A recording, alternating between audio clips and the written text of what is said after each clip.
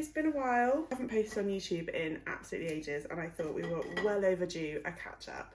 If you've followed me here from my Instagram, you will know that I've just given birth 6 weeks ago to a little boy who we have nicknamed Moo, Moosif. I'm not sharing his name or his face on socials. I was really lucky with my pregnancy in that it was really easy. I didn't have any complications, any problems.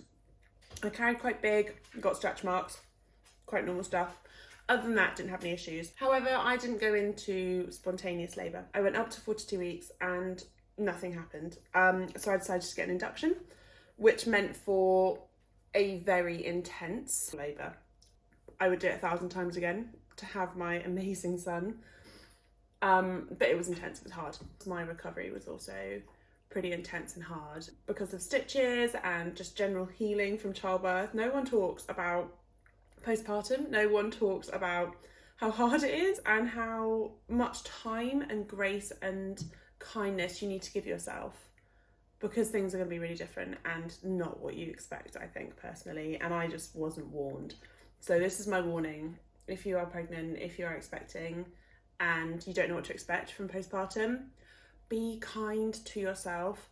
Take 3 weeks in bed before you even think about doing anything. I pushed myself and expected way too much of myself way too soon, and looking back I would be like, how was I even out of bed in that first week, let alone like trying to go out for coffee and stuff like that. Some people have really quick bounce back like postpartum journeys. I absolutely did not. So anyway, Moo is here. He's the best.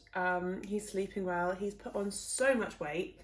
He is such a feeder. I am exclusively breastfeeding, which is why I eat like a bajillion calories a day, because this child has gone from, he was born at 4 kilos and now he's 6 kilos in 6 weeks. So he's put on quite a lot of weight. Best thing I've ever done, hardest thing I've ever done. We're finally starting to get into a rhythm now, a bit of a routine. We're at week 6. My partner goes back to work next week. He managed to get 8 weeks off, which was so lucky because we really needed it with how hard my recovery's been. But yeah, he's here, we're safe, we're happy, we're healthy. That's the important things. However, something that I wasn't expecting with my postpartum journey is how I felt my needs around my diet shifting and changing. And that for me looks like no longer being vegan. I have decided to incorporate fish and eggs into my diet. Dairy is never going to be on the cards for me. I'm lactose intolerant. Even if I could eat dairy, I wouldn't want to.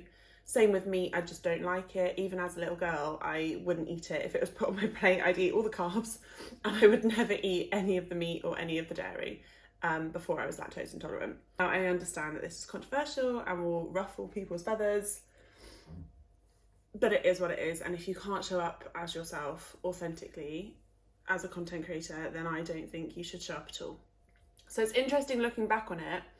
I think when I went vegan in the first place about 4 years ago, I did it as a way of limiting the foods I could allow myself, and putting a label on foods for me was a form of control. It was for me not a necessarily healthy way of thinking about food.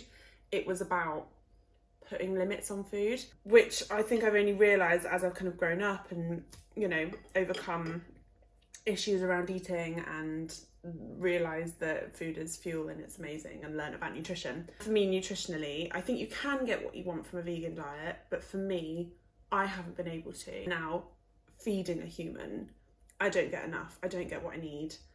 And that's why I've decided to incorporate eggs and fish and honey. But I've always eaten honey. I think a plant-based is the foundation, and then you add in things that you need. I've always felt this way. And I found that I have this plant-based foundational diet that consists of as many varieties of plants as I can find, and adding in the occasional bit of fish or some eggs is the right way for me to eat, for my body, for my nutritional needs, to be the best mum I can be, to be the healthiest human I can be. And that is why I've made this change, made this decision. And I hope people support it. I understand that there are going to be people out there that will be disappointed. I understand that the vegan movement is very passionate, but I hope that people respect my decision and understand that, like, because once upon a time you had X food label doesn't mean you can't grow and change and adapt. If you're vegan, it doesn't mean you have to be vegan for the rest of your life. If you're a meat eater, you don't have to be a meat eater for the rest of your life. It's fluid. It can change, it can adapt with us as we grow and adapt. I think it's crazy to kind of expect us to stay the same for anything, especially our diets, for our whole lives. So that is why, that is what's happened. That's the goss, that's the tea. It's been quite a scary thing to come out about because of the passion of the vegan community. So I hope it goes down as well as it can. And I hope you stick around, because I'm still going to be doing recipes, still going to be doing adventures.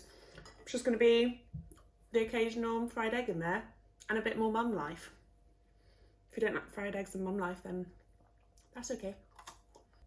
Anyway, I've rambled enough. Thank you for watching. I hope you stick around. And yeah, here's to the new chapter.